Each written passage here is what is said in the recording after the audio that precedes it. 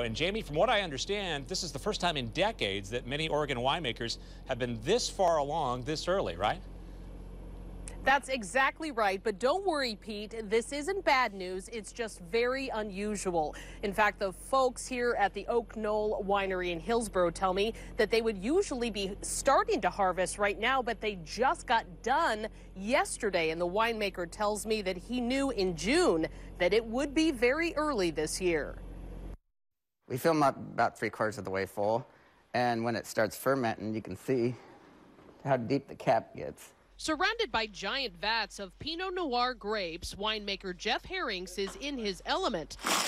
But being this far into the process before October, that is a first. I've never seen it. I've been here 32 years, and I haven't never seen this. With very little rain and record-breaking heat early in the summer, Jeff knew they'd be picking in September, and that's good news.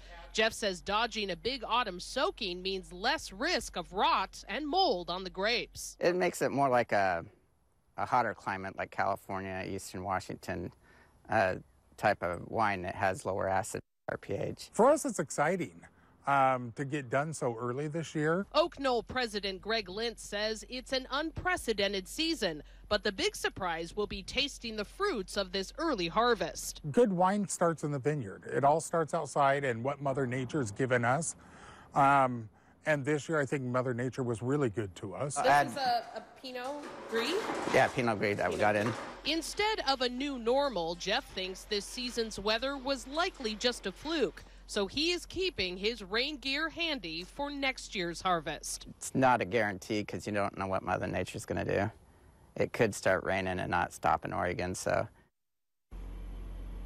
Now, the wine made from this year's harvest will be ready to be put on the shelves and bottled and sold likely by February, early next year. So that's when we will find out the most important information, of course, how this early harvest will affect the taste. Live in Hillsborough tonight, Jamie Wilson, Fox 12 Oregon.